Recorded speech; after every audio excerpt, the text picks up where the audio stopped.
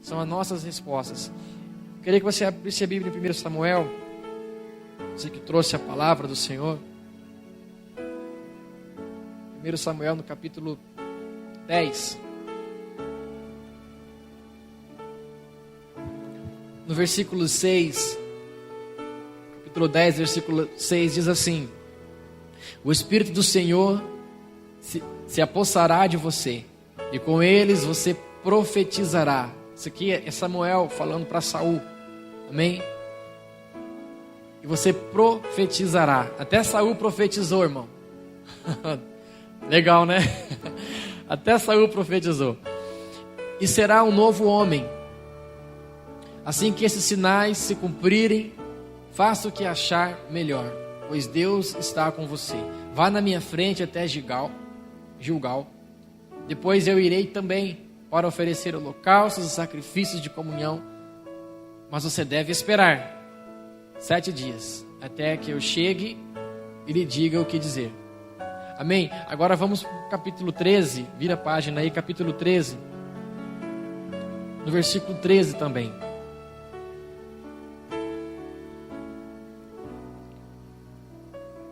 Diz assim: disse Samuel, você agiu como tolo, desobedecendo ao mandamento que o Senhor, o seu Deus, lhe deu.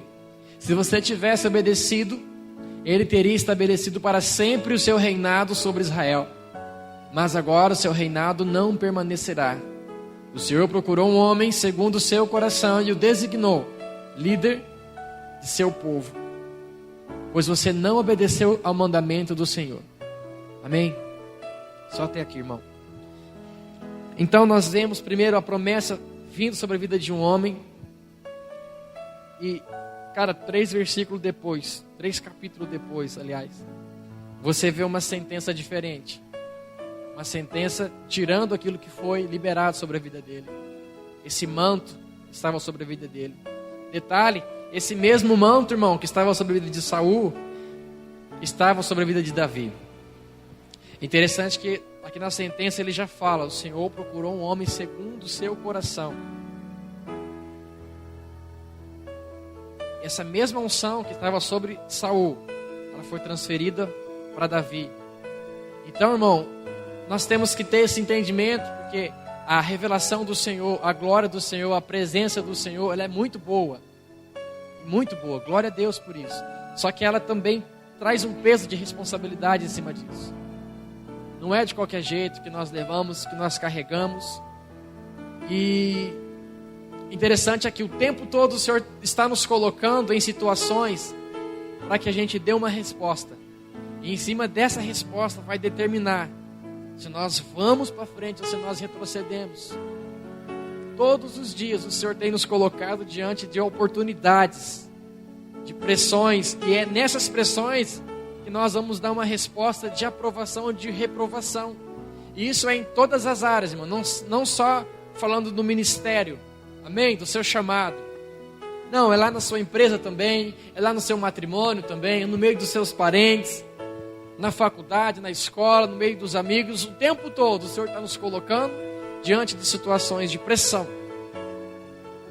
E diante da sua resposta vai determinar se você sobe os níveis ou se você desce os níveis. Ou se você é substituído.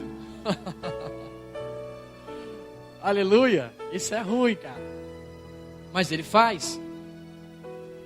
Ele faz. Ele retira aquela unção que foi derramada sobre a tua vida, aquela responsabilidade, e coloca sobre a vida de um homem, de uma mulher.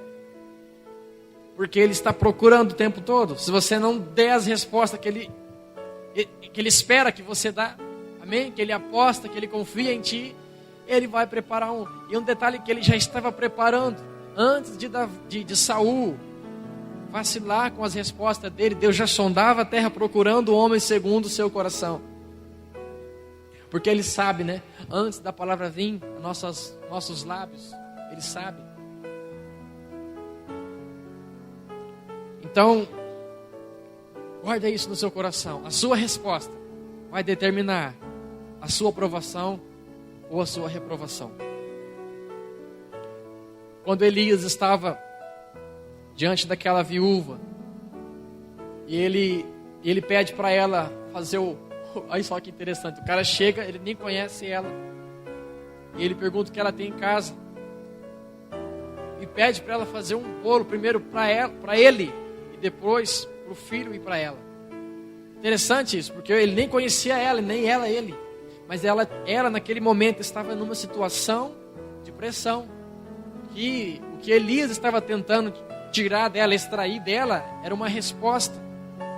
E graças a Deus que ela obedeceu o profeta. Ela foi mais louca do que ele, né? Ela foi mais louca do que ele, porque primeiro ele é louco de pedir isso para uma mulher que ele nem conhece, primeiro para ele, num tempo de crise e de escassez. Ela é mais louca ainda de obedecer. Tá bom, vou fazer. Depois nós vamos comer, vamos morrer. Né? E por essa resposta, irmão, ela entrou num nível diferente. E o azeite veio, não vou pregar sobre isso não. Eu estou dizendo que o tempo todo o Senhor está nos dando oportunidades de ser aprovados, de sermos aprovados. O rei Ezequias era um homem que na época dele era um homem bom de serviço até. Ele fez coisas boas até, agradáveis aos olhos do Senhor. Ele fruiu até um certo tempo, mas um dia o Senhor deu uma sentença de morte sobre a vida dele.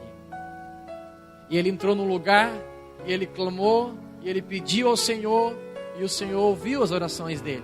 E o Senhor deu 15 anos para ele colocar a casa em ordem. Amém? Vocês conhecem essa palavra, né? Não vou ficar lendo aqui não, irmão. Vou entrar nos textos principais. E esses 15 anos, ele infelizmente não soube dar a resposta suficiente para isso. Porque a palavra fala que ele não conseguiu colocar em ordem a sua casa. E no término dos 15 anos, quando veio uma sentença novamente sobre a vida dele, dizendo que o reinado dele iria permanecer em paz, mas a herança, os filhos, não iria ter mais aquela procedência, aquela geração que ele tinha, seria levado escravo, cativo. E ele falou, boa essa palavra.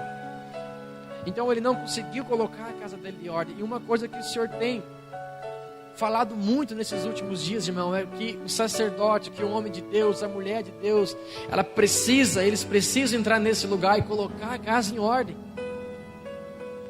Então o Senhor, Ele não está preocupado mais com o nosso serviço, irmão. Na verdade, Ele nunca esteve preocupado com o nosso serviço. Ele não está preocupado mais com o nosso serviço. Ele não está preocupado se eu canto bem, se eu louvo bem, se eu toco bem, se eu ministro bem. Amém? Se eu sirvo lá fora na rua, se eu sirvo as empresas, se eu faço projetos sociais. Não, Ele não está preocupado com isso, irmão. Ele nunca esteve. Isso é uma obrigação da igreja. Amém? Isso nem se trata de chamado, é uma obrigação nossa. O que Ele quer nesses últimos dias, que se aproxima a volta do Messias, é que a igreja se desperte para colocar a casa em ordem. O nosso primeiro ministério é o nosso matrimônio, a nossa casa, são os nossos filhos. É o nosso primeiro ministério. Se esse ministério vai bem, irmão, o resto vai automaticamente. O resto flui uma maravilha.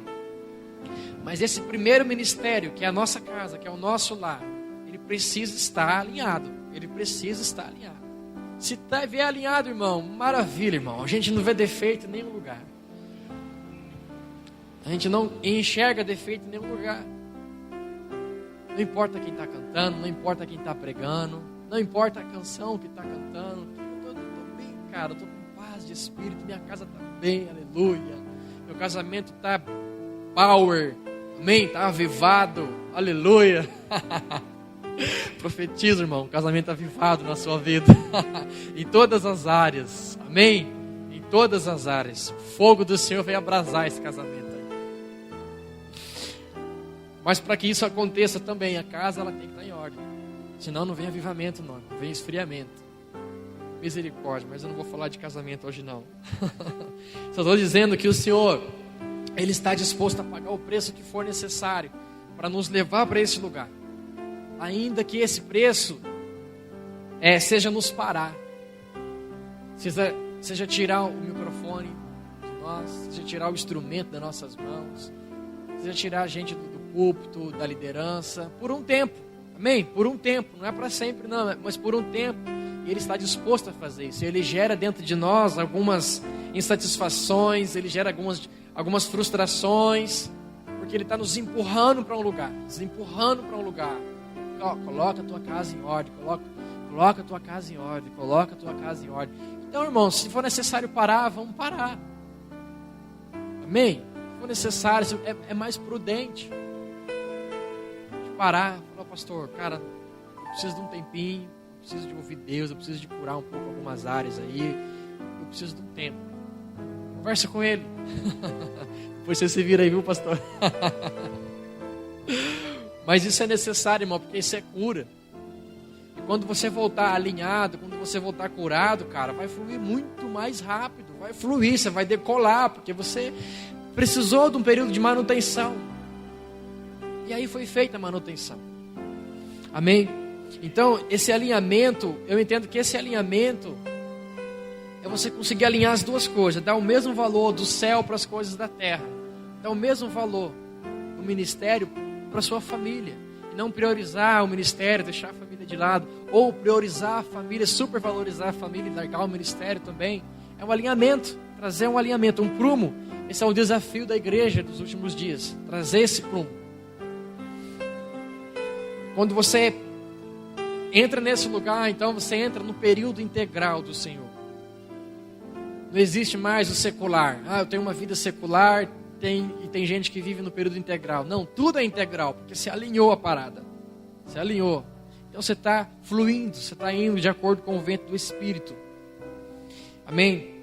Então existe uma geração, nesses últimos dias, que é a geração do deserto. É uma geração diferente, irmão. É uma geração que não tem muita teologia, não tem muita letra. Mas ela é fruto de um lugar do Espírito. Ela é gerada nesse lugar do Espírito. Parece até heresia algumas coisas que essa geração fala, irmão. Para alguns teólogos, não bate algumas coisas, né? Mas não interessa para essa geração, porque ela vai e fala. E é possível ver o Espírito Santo agindo, é possível ver cadeias sendo quebradas, algemas sendo quebradas. Então, contra fatos não há argumentos, né?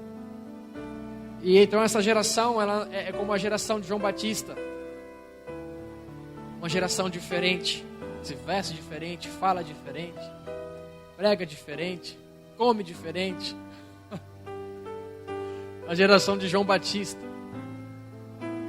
que vive no deserto. E eu quero falar um pouquinho de João Batista aqui, irmão. João Batista, ele foi empurrado para esse lugar. Ele, coitado do pai dele, Zaca. Coitado do pai dele. O pai dele esperava que ele fosse um sacerdote, uma linhagem de sacerdote maior do que a dele. Zacarias imaginava que meu filho vai ser o cara. E quando o menino cresce, ele vê a decepção que o menino tornou. Meu Deus do céu, olha que esse cara, um cara barbudo, vestindo essa roupa feia, estranha, falando umas coisas nada a ver com o sistema que a gente está aqui. Entendeu? É uma geração que já foi gerada lá, irmão. E essa geração que eu faço parte, aleluia. Essa geração, irmão, dos últimos dias, geração do deserto. E o deserto é uma faculdade, o deserto é uma faculdade que o Senhor nos leva. É diferente de uma sala de aula, é diferente de uma linha teológica. Essa geração não consegue ficar dentro de uma sala, irmão, estudando teologia. Ficar dentro de um seminário, ainda que isso seja bom. Amém? Se a igreja conseguir equilibrar isso, amém. Louvado seja Deus. Mas a sala é diferente, a sala é mais prática, a sala é mais... Entendeu? O reino, entendeu? Então vai, meu irmão, vaza. E aí ele vai. Claro, que não é sair gritando feito louco, não é sair batendo na igreja, batendo nos pastores, não é isso que eu estou dizendo. Amém? Isso é outro assunto, mas é uma geração diferente, e é uma geração forjada no deserto. Ela é uma geração forjada no deserto, e o deserto, irmão, é um lugar solitário, é um lugar que nós entramos, que para alcançar uma maturidade, é um lugar sozinho, é um lugar sozinho.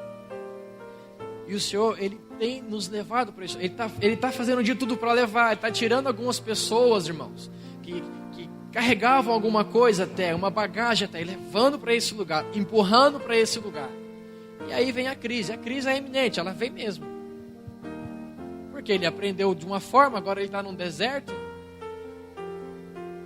Ele não consegue comer mais outra coisa, a não ser aquele alimento do deserto.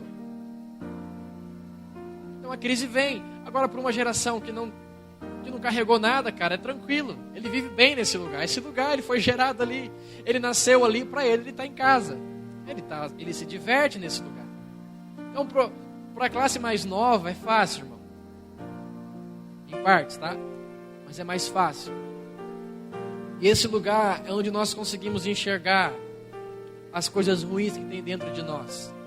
Esse lugar de deserto, um lugar de manutenção, onde nós enxergamos vícios que tem dentro de nós, manias, desejos da carne, coisas ruins.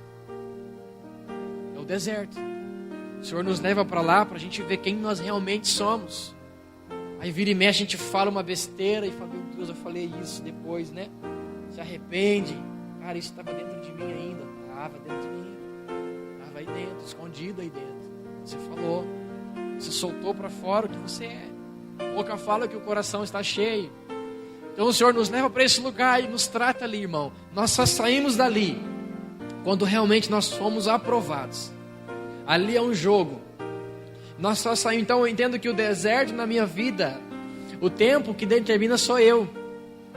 O tempo quem vai determinar sou eu, através das minhas respostas. Se eu der a resposta certa, eu saio mais rápido. Que também não é legal ficar muito tempo lá não, irmão. Dá para passar um período, mas acampar lá não, construir casa lá não. Misericórdia. Amém? E abre lá em Mateus, por favor, vamos falar de João.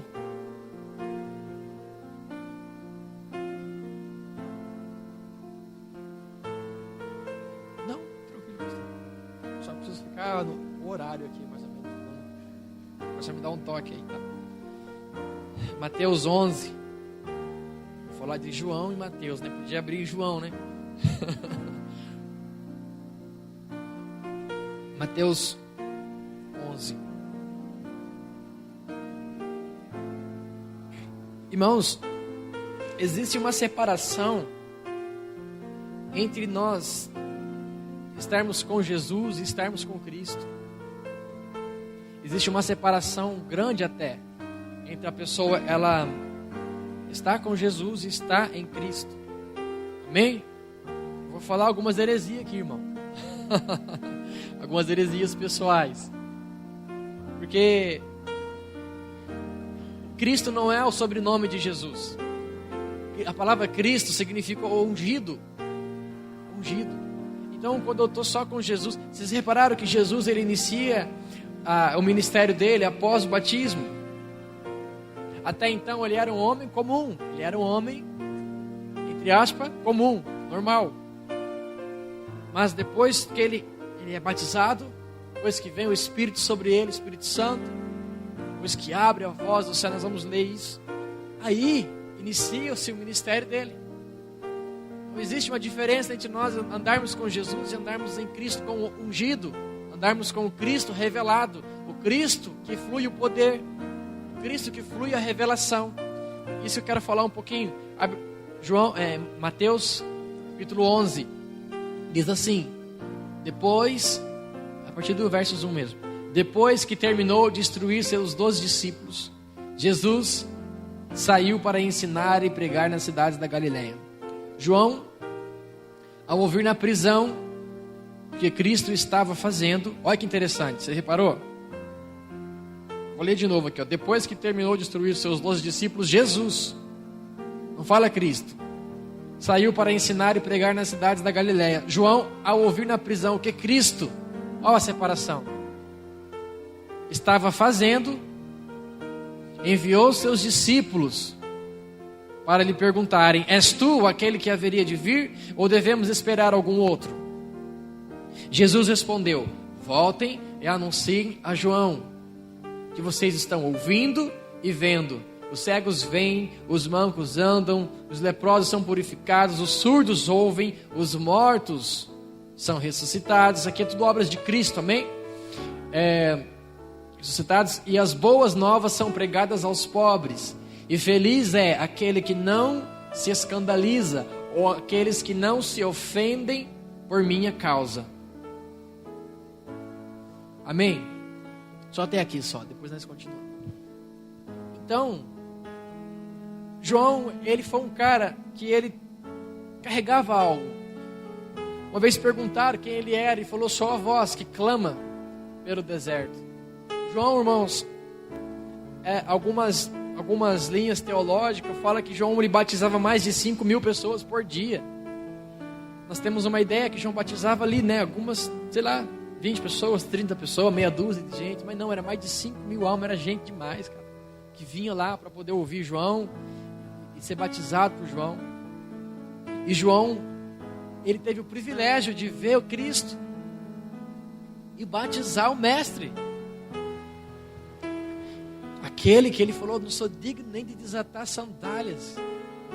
E ele, quando batiza Jesus, o céu se abre, não só ele, mas a multidão que estava com ele, porque andava uma leva de gente com ele, e o céu se abre, todo mundo vê, não é só João que vê, são todos que estavam ali, vê o céu se abrindo, e vê o Espírito Santo descendo em forma de pomba, repousando sobre o Mestre, e vê uma voz dizendo: esse é meu filho amado, em quem eu tenho prazer. Ele vê a voz. Então João, cara, ele carregava algo, ele tinha uma expressão, ele viu isso com seus próprios olhos.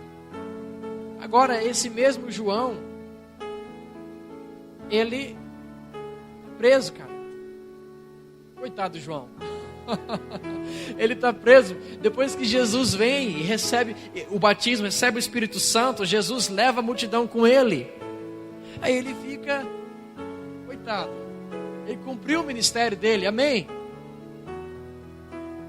Ele cumpriu, irmão. Ele tinha que sair de cena agora. Ele só veio propagar o reino. Ele veio anunciar. Depois que Jesus veio, encerrou agora. Ele não tem mais o que fazer. Agora ele vai fazer o quê?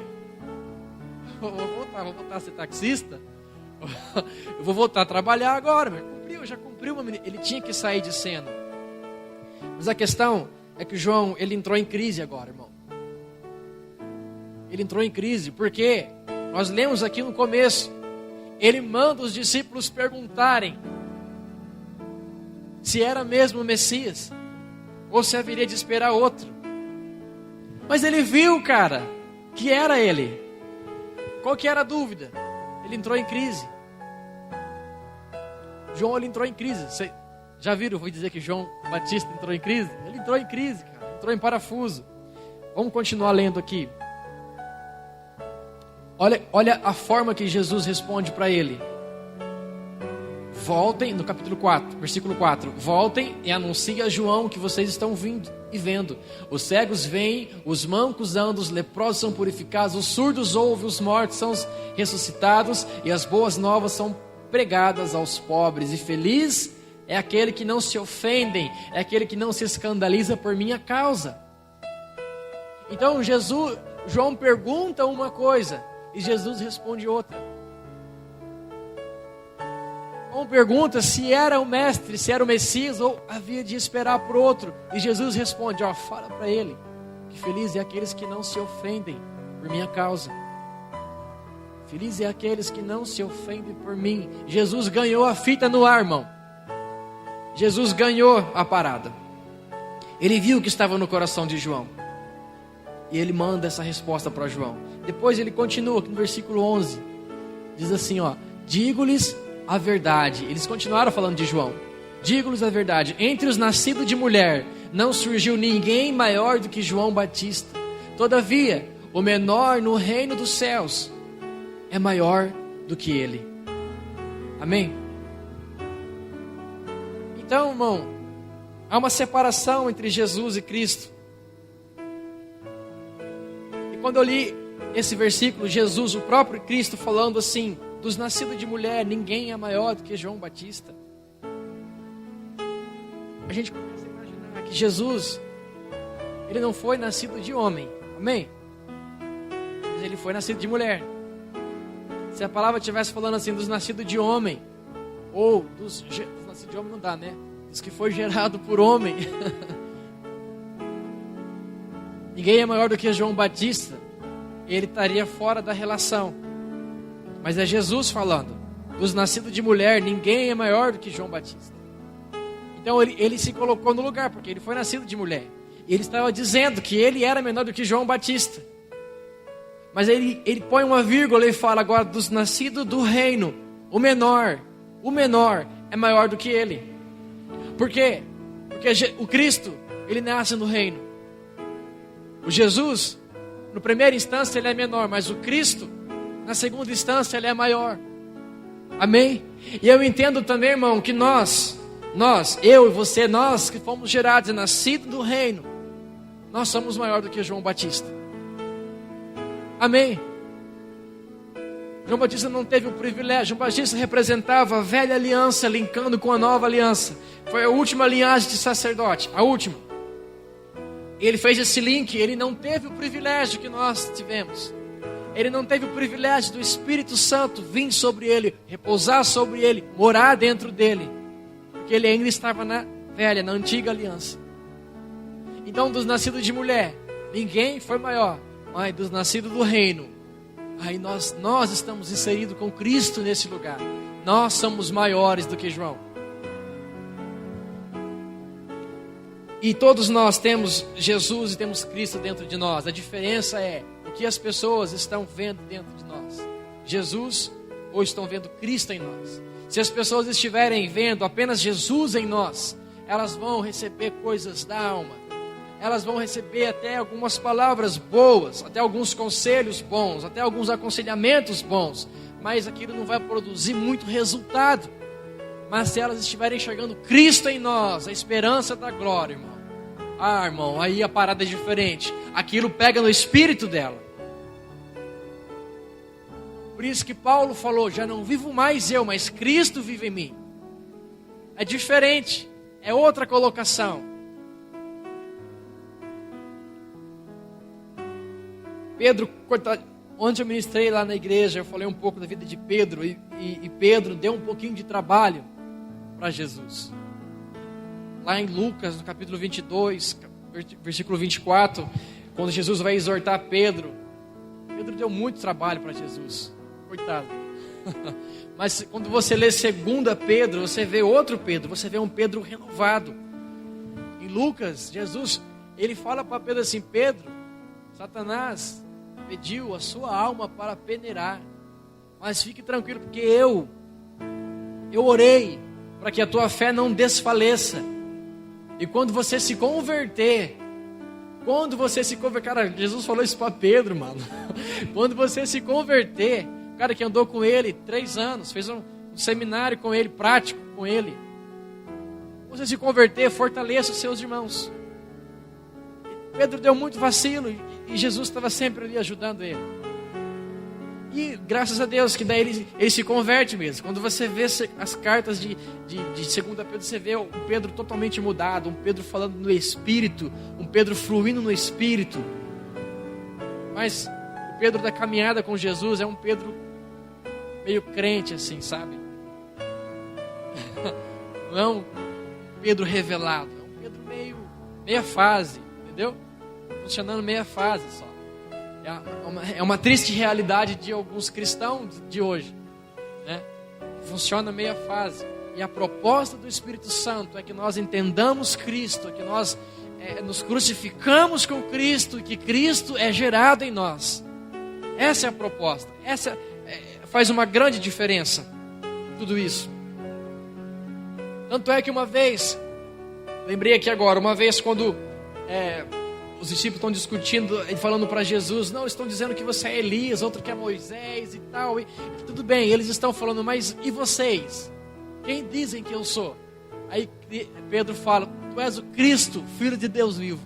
Aí o Cristo olha, ô louco, isso não vem de ti não, meu irmão, conheço você, isso não vem de ti, entendeu? Na hora assim deu uma doideira e Pedro soltou. E Jesus, ele se espantou com aquilo. E aí ele fala, olha, por causa disso, sobre ti edificarei a minha igreja. Porque ele entendeu algo antes de acontecer. Cristo falou, nossa, o cara matou a charada, cara.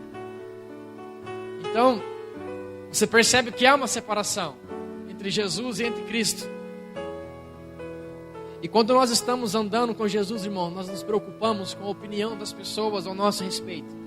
Quando nós estamos só com Jesus, nós nos preocupamos, nós ficamos preocupados com o que eles estão pensando de nós, falando de nós, achando de nós. Nós nos preocupamos com isso. E isso, irmão, não ajuda muito, porque as pessoas, elas sempre vão pensar de nós que nós não somos. Ou eles pensam que nós somos maiores do que nós somos, que não é verdade. Ou eles pensam que nós somos menores do que nós somos, que também não é verdade. Eles nunca enxergam que nós realmente somos nele. Então eu não tenho que me preocupar com a opinião dele, amém? Não me ajuda em nada, irmão. Não me ajuda em nada. Mas se eu estou caminhando só com Jesus, eu me preocupo com isso. Com a minha moral, com a minha reputação. Mas quando eu estou com Cristo, irmão, já era, cara. Com Cristo é diferente. Deixa que fale, cara. Deixa falar, não tem problema não. Com Cristo é diferente. Você está em revelação, você está em lugares celestiais. Está fora, você subiu o nível. E aí? Vem de baixo, não me atinge. Amém? Isso está lá em Provérbios, irmão. Não está não, estou brincando. Provérbios de Lucas. Amém? Então as pessoas não importa, isso não ajuda. E quando eu estou com Cristo, somente com Cristo, eu começo a enxergar minhas falhas. Ele me leva para esse deserto. E vai comigo. Até ele esteve nesse deserto. Você viu? Assim, quando ele recebe o batismo e vem a voz: esse é meu filho amado, em quem tem o prazer. Amém, amém. Depois, deserto. Ele vai para o deserto. Cristo vai para o deserto. Ele caminha 40 dias, 40 em jejum. E quem aparece lá no deserto, irmão? Aquele que jamais era para aparecer. O próprio Cristo. O próprio Cristo no deserto, em jejum, cara, 40 dias, cheio do poder. Quem que poderia... A última pessoa que deveria aparecer lá era o diabo. Mas ele apareceu. O lugar que ele não deveria ir era lá. Ele apareceu. Isso prova que ele é astuto. E ele aparece no deserto também, irmão. Ele aparece no deserto também para nos pegar, para nos tratar, para ver as nossas respostas. E as nossas respostas vai determinar se eu sou aprovado ou reprovado. E louvado seja Deus que Cristo foi aprovado, porque Ele tentou tudo. Ele tentou tudo, a concupiscência dos olhos, da carne e a soberba da vida. Aquilo que mais pega o ser humano. E Ele foi aprovado em todas elas, porque Ele usou a palavra o tempo todo.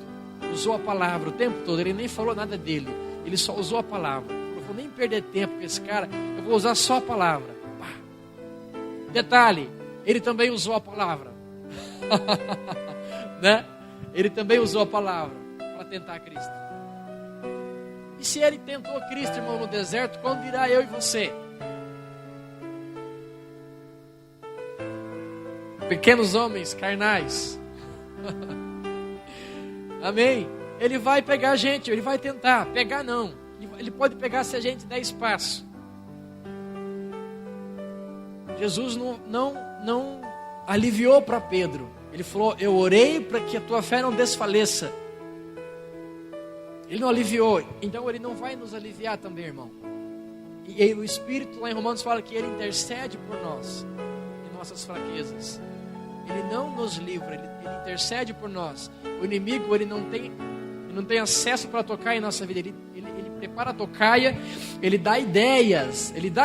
A gente que se joga em cima e se arrebenta todo. Mas ele não consegue fazer nada sem que a gente permita. Amém? Então, nesse lugar, nesse deserto, a gente começa a ver falhas em nós. E na realidade, é o nosso Cristo sendo crucificado. É o nosso Cristo sendo mortificado. Porque nesse lugar, irmão, nós só entramos morto. Porque Cristo, Ele precisou, aliás, Jesus, Ele precisou ser crucificado, Ele precisou ser morto para Ele ressuscitar. E Ele ressuscita e nos libera poder, e nos libera autoridade, e transmite aquilo que estava dentro dele, que Ele carregava, Ele transmite agora para todo aquele que nele crê. Ele transmite agora para a igreja. Mas não é assim, irmão, de mão beijada não. Tem que fazer a mesma coisa que Ele fez, passar por um processo de morte. E aqui, irmão, é um lugar que muitos desistem e preferem caminhar apenas com Jesus e não com Cristo revelado. Porque esse lugar, irmão, é morte. E essa morte é uma série de coisas, de renúncias pessoais, de ego. Essa morte nós encontramos um cenário parecido com o que Cristo enfrentou. Nós encontramos Judas, nós encontramos Pedro, Pedrão que nos nega, Pedrão que está ali contigo, ele te nega. E esse Pedrão pode estar dentro da sua casa, pode estar na escola, pode estar, sei lá, no seu ciclo de amizade, no ministério também, amém? Porque todos são ferramentas do Senhor. Todos são ferramentas do Senhor. Nós encontramos Judas também, aquele que come na nossa mesa, que está junto conosco. E Pedro é fácil para perdoar, irmão. Mas Judas é complicado.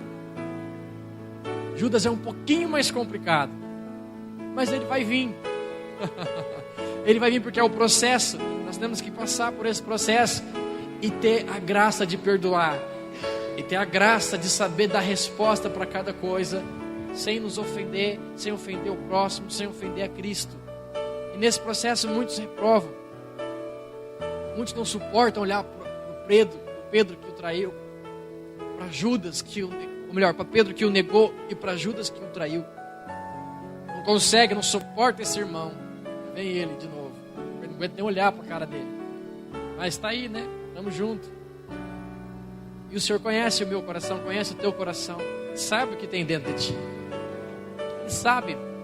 Ele mostra para você quem são os Pedros, quem são os Judas, quem são os Tomé que duvida. Ele mostra. Mas a questão é como é que eu me comporto diante desse cenário. E Ele está disposto a nos levar para esse lugar, irmão, para nos mortificar nesse lugar. Não adianta, eu não consigo fluir num poder, numa graça, numa unção, se eu não passar por esse lugar, irmão. O processo é esse. Ou então eu me contento e vivo uma vida de crente. Só. Eu acredito que até alguns serão salvos. Sim, claro que serão. Mas não vão comer uma fatia enorme que tem aqui para nós, disponível para nós. Não vão romper lugares em Deus. Não vão entrar nesses lugares em Deus. Por conta de um coração duro. Por conta de que quando está nesse lugar de cruz, foge desse lugar de cruz. Porque, irmão, eu posso fugir por um tempo, mas esse lugar me espera de novo. Eu posso fugir por um tempo. Porque a cruz, imagina aí a cruz mesmo, de madeira. É um processo. Até chegar lá, tem que enfrentar o Judas, tem que enfrentar o Pedro, tem que enfrentar o Tomé, e tem que se sair bem, amém? Tranquilo. Os carrascos, que vem te bater, que vem te chicotear, né? E meter a ripa e tá, batendo até lá, até a cruz. E aí, a hora que você está deitado na cruz, que vem a primeira. Alguns aguentam esse processo. Aí a hora que vem a segunda, meu irmão, aí não. Até porque, já andei demais, já renunciei demais, já superei demais, já suportei demais. Agora mais isso, não, é muita vergonha. E muitos saem, irmão, muitos saem sangrando. Sai desse lugar sangrando, pingando sangue para tudo quanto é lado, vomitando a alma para tudo quanto é lado. Porque não deixou ser mortificado, não deixou com que o processo de morte fosse completo. E aí sai querendo servir, irmão. Sai querendo servir como? Sangrando? ferido, machucado. Não, irmão. Você tem que servir morto, cara. Morto. O Senhor não nos quer ferido. Ele não nos quer com feridas abertas e expostas. Ele nos quer morto. Literalmente morto. Que quando nós morremos, nós somos ressurretos com Cristo. E Ele está em nós agora, operando em nós. As virtudes dEle completam em nós. Demônios se alimentam de feridas. Demônios se alimentam de feridas. Então, um cristão que está com feridas, que está servindo ao Deus com feridas abertas e expostas, ele está dando pratos para demônios. É como oferendas para demônios que vem se alimenta, trazendo doença, trazendo enfermidade, trazendo uma morte, não a morte de Cristo, mas uma morte espiritual. Não uma morte que traz uma revelação, mas uma morte espiritual. Isso é ruim. E muito maior é essa pessoa, ela servir ferida, porque ela gera filhos feridos também. Ela gera filhos de desobediência, gera filhos piores até. Ela multiplica a ignorância. Por isso nós precisamos estar curados para servir. Nós precisamos estar curados. Não posso servir de qualquer jeito, com mágoas, com rancores. Não posso. Essa não é a proposta. E quando que eu sei que eu estou morto, irmão? Quando que eu sei que eu estou morto? Quando eu não me ofendo mais. Quando eu não me ofendo com qualquer coisa, com qualquer conversinha, com qualquer coisa que acontece no ministério, fora do ministério, na minha família.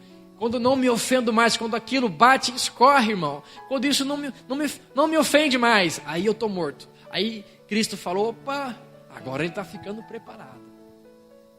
Quando eu consigo virar outra face, agora ele está ficando bom. Ainda não está não, mas está chegando lá.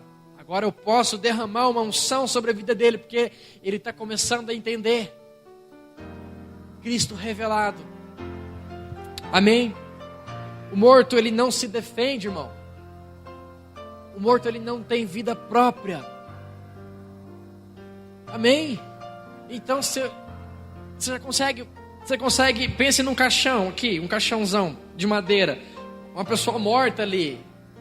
Você pode bater na cara dela, cara, você nem sente. Não é? Você pode pegar uma faca e furar assim a mão dela, assim, que tá lá mortinho, só de boa. É isso que Deus quer que nós. Ao ponto de nos ofenderem e a gente não sentir. De nos caluniarem e nós não nos defendermos. O justo não se justifica. Amém? Aleluia, Jesus. Acabando, irmão. E João Batista, cara, ele entra nesse lugar. A voz que clama. Eu falo de João Batista, que João Batista carregava algo. E esse lugar que eu e você está, carregando também algo, carregando um chamado, carregando uma responsabilidade nele. Esse lugar também é um lugar de teste. E João Batista, ele entra nessa crise pessoal. E agora a voz que clamava no deserto não está mais ouvindo a voz do Espírito. Porque ninguém ensinou João. Ninguém falou com João alguns mistérios que ele falava. Quando ele falava raça de víbora, se arrepende. Ele estava no deserto, ele foi gerado lá, ele nem sabia o que acontecia na cidade, cara.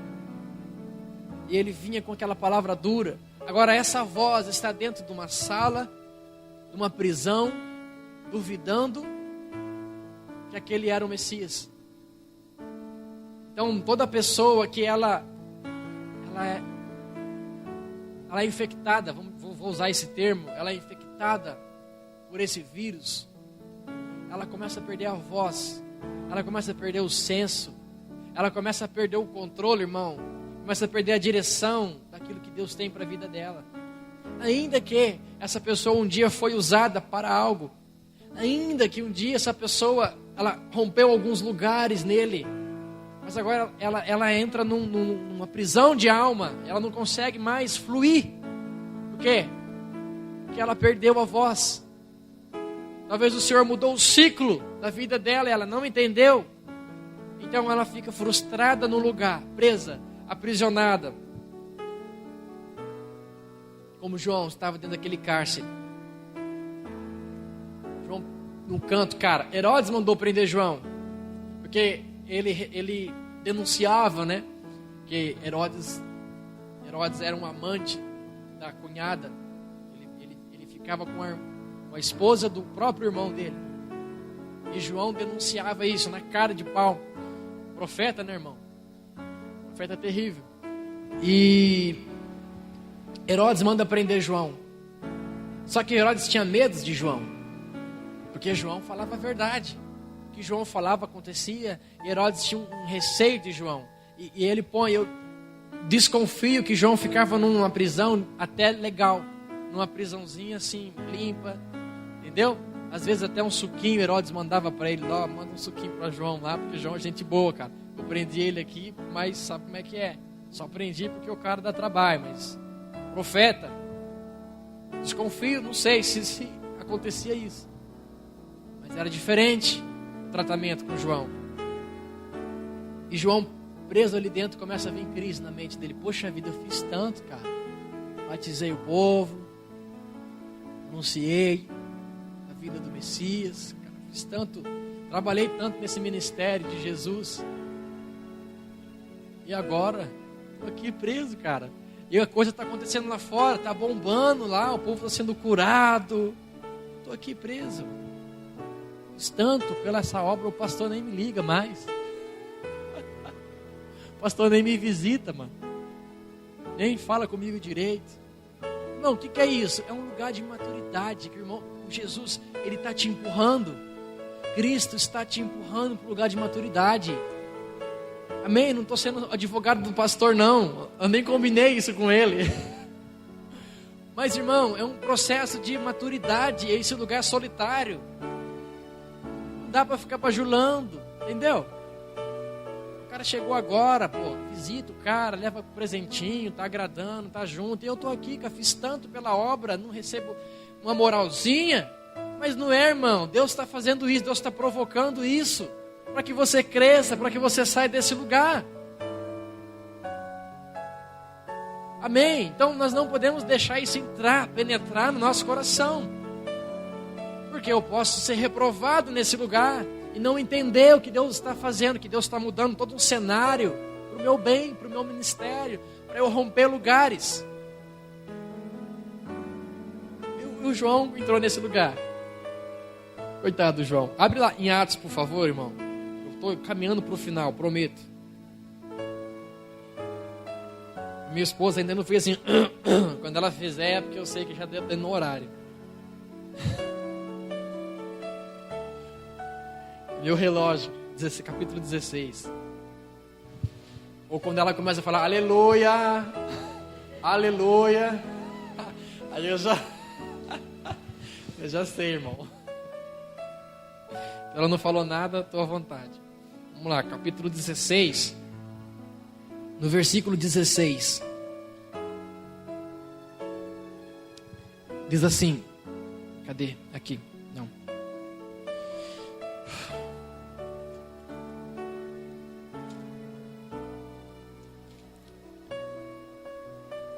Aleluia, Jesus. Diz assim. Certo dia, indo nós para o lugar de oração, encontramos uma escrava que tinha um espírito pelo qual predizia o futuro. Ela ganhava muito dinheiro para os seus senhores com adivinhações. Esta moça seguia a Paulo e a nós, gritando: estes homens são servos do Deus Altíssimo, e lhes anunciam o caminho da salvação. Ela continuou fazendo isso por muitos dias. Finalmente, Paulo ficou indignado, voltou-se e disse ao Espírito: em nome de Jesus Cristo, olha aí, eu lhe ordeno que saia dela. O mesmo instante, o Espírito a deixou. Percebendo que a sua esperança de lucro tinha se acabado, os donos da escrava agarraram Paulo e Silas e os arrastaram para a praça principal diante das autoridades. E levando-os ao magistrado, disseram: estes homens são judeus e estão perturbando a nossa cidade, propagando costumes que a nós romanos não é permitido aceitar nem praticar. A multidão ajuntou-se contra Paulo e Silas, e os magistrados ordenaram que lhe tirassem as roupas. Tiraram a roupa, irmão, igual fizeram com Cristo. Os caras apanharam pelado, irmão, e fossem açoitados. Depois de serem severamente açoitados, foram lançados na prisão. O carcereiro recebeu a instrução para vigiá-los com cuidado. Tendo recebido tais ordens, ele os lançou no cárcere interior e lhes prendeu os pés no tronco. Por volta da meia-noite, Paulo e Silas estavam orando e cantando hinos a Deus. Os outros presos ouviam. De repente, houve um terremoto tão violento que os alicerces da prisão foram abalados. Imediatamente, todas as portas se abriram e as correntes de todos se soltaram. O carcereiro acordou e, vendo abertas as portas da prisão, desembanhou sua espada para se matar, porque pensava que os presos tiveram fugido. Mas Paulo gritou: não faça isso, estamos todos aqui. O carcereiro pediu luz, entrou correndo e trêmulo, prostrou-se diante de Paulo e Silas. Então levou-os para fora e perguntou: senhores, que devo fazer para ser salvo? E eles responderam: creia no Senhor Jesus e serão salvos você e os de sua casa. E pregaram a palavra de Deus a ele e a todos da sua casa. Naquela mesma hora da noite, o carcereiro lavou as feridas deles. Em seguida, ele e todos os seus foram batizados. Então os levou para sua casa, serviu-lhes uma refeição com todos os de sua casa, alegrou-se muito por haver crido em Deus. Aleluia. Só até aqui, irmão.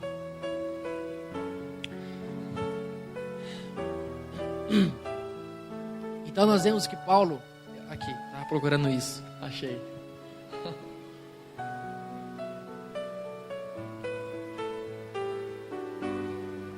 Aleluia. Então nós vimos, irmão, que Paulo, ele também vai para uma prisão. Paulo, ele acaba indo para uma prisão também. Só que a prisão era diferente. Era um cárcere interior. Era uma prisão dentro de uma prisão. Era uma prisão subterrânea. E lá embaixo, alguns teólogos afirmam que era uma espécie de esgoto, em que as pessoas lá em cima usavam um banheiro, faziam número 1, número 2, e aquilo caía lá naquele cárcere interior, em cima de Paulo e Silas, cara. Dá para imaginar o cenário? Os caras presos, apanharam pelados. Eu não sei se lá estava preso pelado também. E os caras se reuniram e falaram: ó, bota para ferrar em cima desses caras aí, viu? Põe para arrebentar. Esses caras aí são perigosos.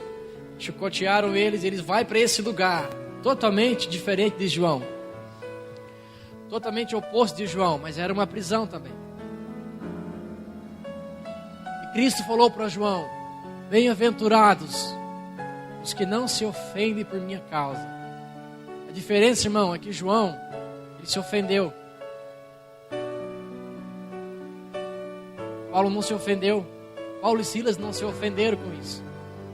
Paulo entrou nesse lugar, mesmo numa circunstância totalmente diferente, um pouco pior. Ele teve o cuidado de não se ofender com Cristo. Ele tinha todos os motivos, irmãos, até porque ele estava fazendo a obra do Senhor, estava fluindo. De repente ele expulsa o demônio de uma menina. Cara, estou fazendo a obra de Cristo, Deus vai me livrar. Amém? Deus vai me livrar. Imagina que eu vou ser açoitado, apanhado, vou preso, humilhado diante dos... Não, vou nada. Ô, louco. Que isso? Sou um apóstolo? Mas não, irmão, foi da pior maneira. Ele foi parar nesse lugar, mas ele tomou o cuidado de não se ofender com Deus. A resposta dele trouxe uma aprovação imediata sobre o ministério dele. Quanto João queria piedade, queria sair dentro daquela cadeia. Paulo não queria sair daquele lugar. João queria sair, Paulo não queria sair daquele lugar. Paulo conseguiu vencer um momento de pressão. Paulo tinha dentro de si Cristo revelado. Paulo havia declarado: já não vivo mais eu, mas Cristo vive em mim. Eu não tenho que temer, meu. Se eu morrer hoje é lucro. Se eu morrer é lucro para mim. Eu de boa, não tem problema. Eles contavam, irmão, quem levou mais chicotada, quem levou mais açoitada ali dentro, contando. Eu levei 29, 30, eu levei 40. Não, mas aquele dia lá eu levei um pouquinho mais, eu estou ganhando de você. Eles contavam isso, irmão. Cicatrizes, eles contavam cicatrizes. É isso que nós temos que entender. Esse lugar é lugar de cicatriz, irmão. Amém? Não é lugar de feridas abertas, mas é lugar de cicatrizes. Temos que deixar Ele nos cicatrizar. Mostrando ferida. Eu tenho uma aqui. Vou mostrar de novo. Eu tenho uma aqui, grandona, feia. Não dói mais, irmão. Posso bater nela, posso apertar ela, posso morder. Fogo que ela não dói. Porque está cicatrizado, irmão. Está de boa. Agora você não pode nem tocar naquele assunto, que a pessoa fica toda ofendida. Não posso nem ver aquela pessoa, nem falo o nome dela, por favor. Aqui, ó. Sou crente, mas não sou trouxa, não. Espera aí. Não é, esse discurso já não cabe mais para nós, irmãos. É outra face, é literalmente virar outra face, é andar com Ele revelado. Mas esse lugar é renúncia o tempo todo. É superação o tempo todo. Mas daí depois que cicatriza, não dói mais. Como Cristo apareceu e falou para Tomé: pode tocar, Tomé, já não dói mais, pode tocar. Ele apresenta aqui as cicatrizes dele. É isso que nós temos que carregar. Não feridas, mas cicatrizes. Cicatrizes. Entramos nesse lugar para ser curados, para servir. Mas curados, depois de curados, eu vou servir. Depois de cicatrizado, eu vou servir. Aleluia.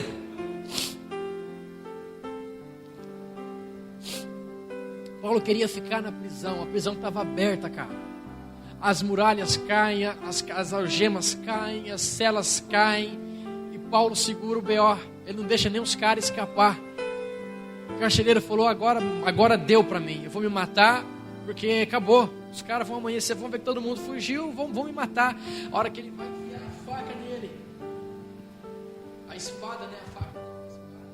O Paulo grita: estamos aqui, cara. Não faz isso não. Não faz isso não. Aquele homem olha para Paulo e fala: como assim? As portas se abriram, vocês não fugiram? Vocês tiveram a chance de ir embora, por que vocês não fugiram? Aí Paulo ganha. Porque Paulo anda numa linha profética, amém? Paulo anda com Cristo revelado. Paulo entende o mistério. Paulo fala para ele assim: carcereiro, essa prisão não foi para mim, cara. Essa prisão foi para te libertar. Eu só estou aqui dentro porque Deus permitiu para eu te libertar. Você tinha liberdade, mas você estava preso. Eu vim aqui para te libertar, cara. Eu estou preso, mas eu sou livre. Eu estou preso aqui dentro, mas eu sou livre, meu irmão. Eu só vim aqui para te libertar. Porque o homem não se ofende. Quando o homem não se ofende, ele começa a entender revelações em cima de situações contrárias, totalmente contrárias, que vem prejudicar ele. Ele acha uma revelação ali, irmão.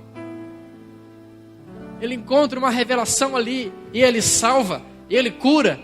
Porque naquele mesmo dia, aleluia, naquele mesmo dia, ele salva o carcereiro e toda a sua família. Amém? Ele converte a família do cara inteira. Um cenário totalmente improvável.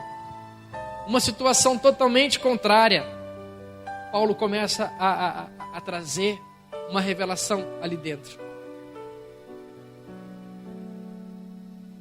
Interessante, irmão, é que eu não vou ler de novo não, mas o carcereiro, ele começa a lavar as feridas que ele mesmo fez. Ele põe Paulo no sofá, ele e a família dele começam a limpar as feridas, derramando ali, lavando, óleo, limpando. O cara que tinha chicoteado ele, o cara que tinha dado a sentença, que tinha arrebentado com ele, agora está limpando ele, irmão. Aqueles que te ferem, aqueles que te feriram, aqueles que estão te prejudicando, quando você entrar nesse lugar, eles vão reconhecer Cristo em você, e eles vão voltar, eles vão pedir perdão, eles vão chegar diante de ti, reconhecendo aquilo que você carrega, e vai limpar suas feridas, e agora vai te defender.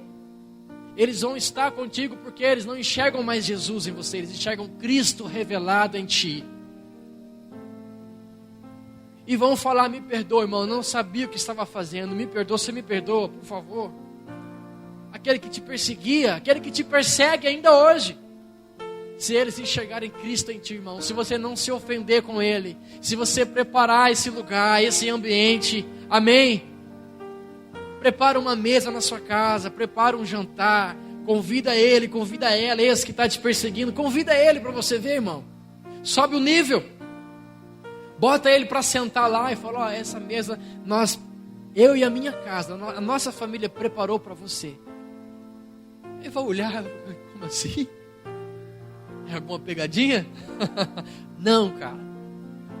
Estou dando a outra face. Não precisa falar isso para ele não, amém? Mas fala: não, irmão, nós te amamos, amém? Queremos te pedir perdão, queremos remir essa desavença que tem entre nós, amém?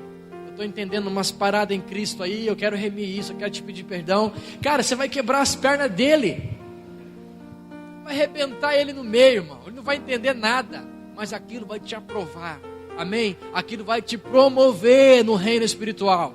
Você vai sair daquele lugar aprovado, você vai entrar em outros lugares em Deus. Mas você precisa entrar nesse lugar. Você precisa entrar nesse lugar. Não tem como. Nós queremos subir níveis de fé, níveis de graça. Não tem como, queremos uma unção maior sobre o nosso ministério, sobre a nossa vida, sem passar por isso, irmão. Como eu falei no início, eu posso evitar por algum tempo, mas esse lugar sempre vai estar pendente para eu resolver. Sempre vai estar pendente. A hora que eu estou fluindo, a hora que eu estou decolando no lugar mais alto, no momento melhor da minha vida, Deus vai acender a luzinha, aquela pendência ali, ó. Tu vai voltar lá, vai ter que voltar lá, vai ter que resolver aquilo lá. Mas Senhor, se não, meu irmão, para por aqui. Tá bom para você, com águas até os joelhos? Tá bom? Não, Senhor, eu quero mergulhar mais profundo. Então, nesse lugar, meu irmão, a parada é mais embaixo, é mais profundo mesmo. Mais profundo, não dá. E depois que você entra nesse lugar, é igual um mergulhador. O mergulhador, irmão, quando ele entra e começa a enxergar aquele mar lindo que é lá por baixo, e vê aquelas coisas bonitas, aqueles bichos bonitos que tem lá, aqueles corais, aqueles peixes, aquela espécie diferente, aquelas estrelas do mar, aquelas coisas todas, irmão, esse cara nunca vai querer mais ir na praia. Ele não quer nem saber de praia. Que mané é praia, rapaz? A praia agora é outra, é lá no fundo, é lá embaixo. Esse lugar, irmão, quando você descobre, você não quer mais voltar para a beira da praia. Você quer ficar ali, descobrindo os mistérios que estão ali, que estavam o tempo todo, você que não via. Disponível para você o tempo todo, mas por conta de bloqueios pessoais, você não conseguia entrar nele, você não conseguia romper ele. Então você não via. Então você não tinha acesso aqui nessa igreja, irmão. Nesse local, nesse ministério, com essa liderança. Lugares que você pode entrar, que já está aqui, mas você não vê. Porque o espiritual é isso. Você não vê. Como o fundo do mar. O mar está lá, aquele mar lindo, bonito. Você não vê o que está ali dentro. Esses dias eu vi uma baleia encalhada. Eu vi uma matéria na televisão de uma baleia que encalhou.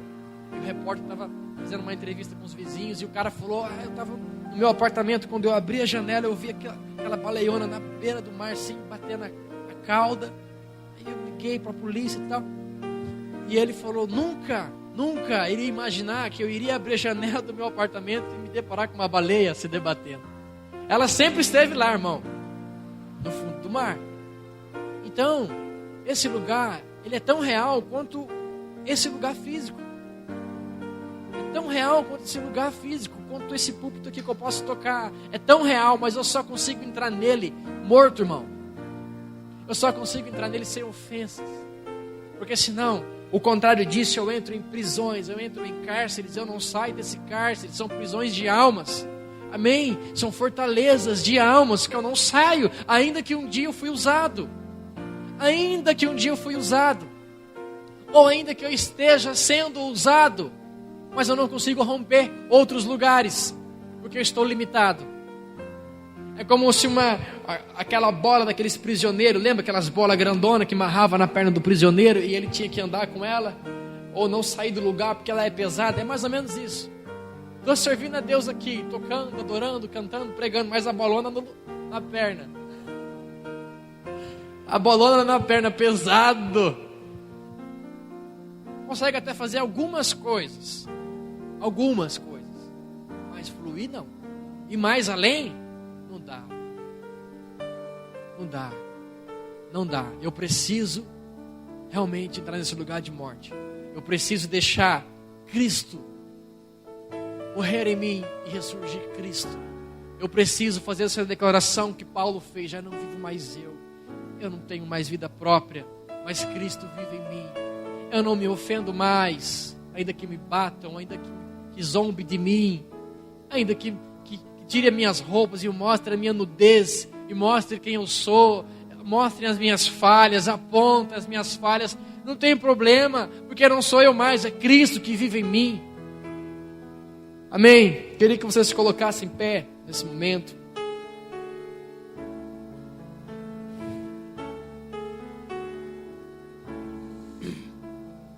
A cura depois, irmão, vira piada.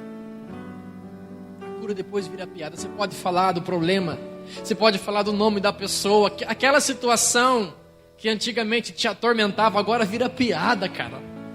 Você pode tirar onda, que não dói mais, cara. Não dói mais, faz cócega. Você usa de testemunho para poder edificar sua mensagem. Você usa de piada, irmão. Você só consegue, eu vou te falar uma coisa, você só consegue, irmão. Você só consegue libertar aqueles que estão presos ao seu redor, se você entrar nesse lugar. Você só consegue libertar os prisioneiros que tem dentro da sua família, que estão presos com grilhões, que estão presos no pecado, que estão presos na miséria, que estão presos em vícios, se você entrar nesse lugar. Só nesse lugar você consegue romper as algemas do próximo que está ao seu redor. Se você não entrar nesse lugar, nem tente, irmão, que vai ser perca de tempo.